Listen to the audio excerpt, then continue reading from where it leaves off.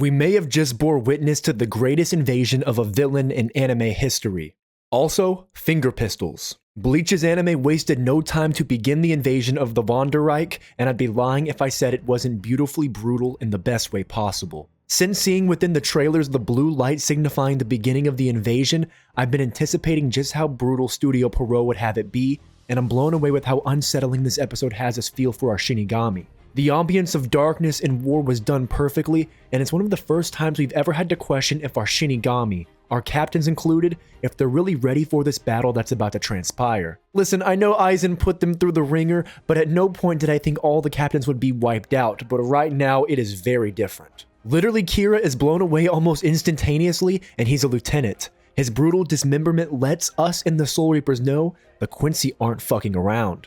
Thank God for the lack of censorship, because this is how the manga intended it to be. Speaking of the manga, however, there were some scenes added in this episode that I really liked, but there were some taken out that I'm kind of on the fence about. One of the added scenes is us being brought to Uryu researching his father's library, and we can see the development of Uryu's haunting question of the Vonderreich, the man known as His Majesty and his mother.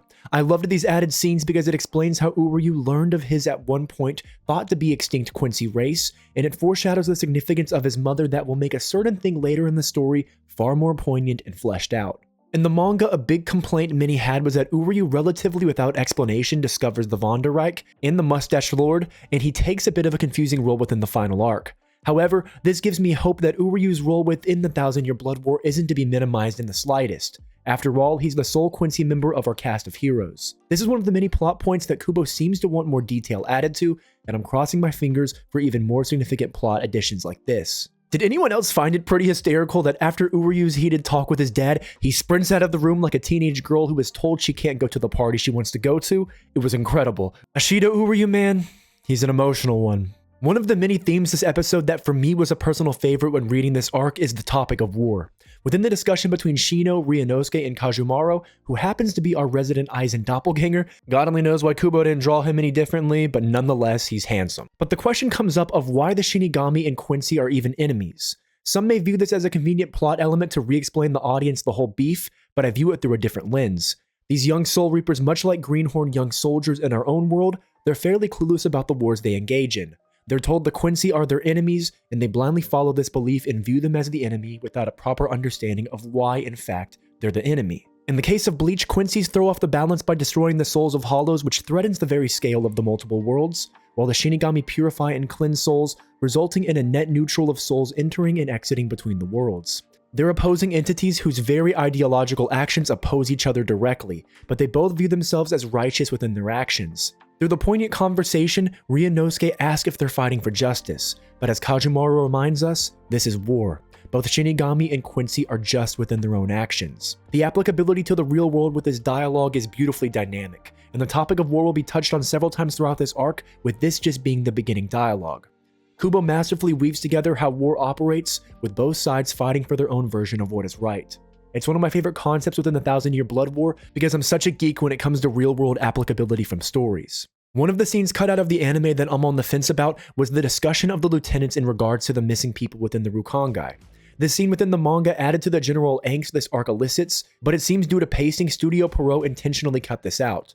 Although not a significant scene, I know many have trepidation when it comes to the adding and removal of certain scenes. However, due to Mayuri within this episode admitting to his responsibility for the missing people, I don't think it takes too much away from the plot to remove the lieutenant's conversation. Did anyone else get chills when Mayuri said the whole reason this is happening is because Yamamoto couldn't defeat that certain man 1,000 years ago? My God, I can't wait!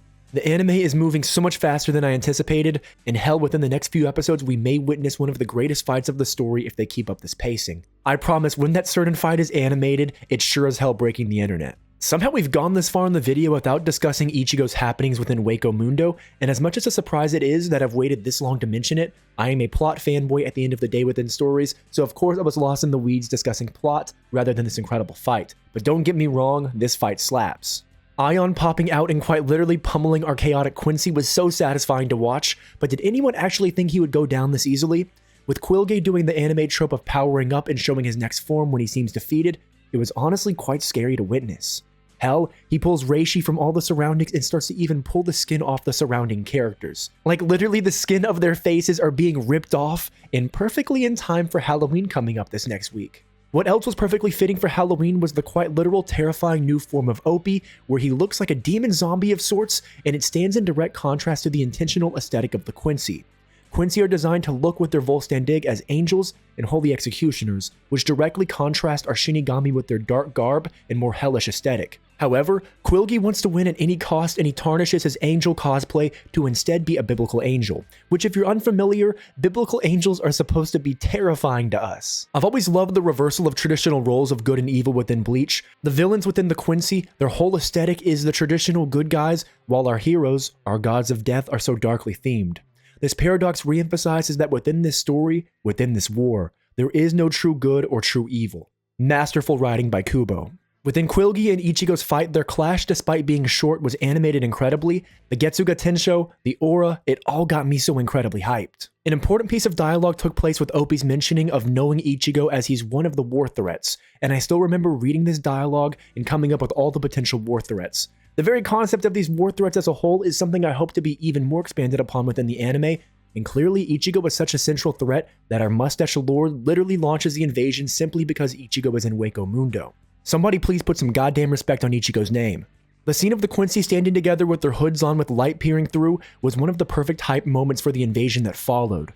While looking through all of the faces of the hooded Quincy, I was able to see almost all of my favorite Sternritter, and my god, as a side note, Jugrum is so handsome. With our finger pistol boy entering the story with a quite literal bang of some heads, I am in desperate anticipation to see just how tense he'll be as an antagonist within the anime, and for the love of God, prepare the tissue boxes for his eventual backstory.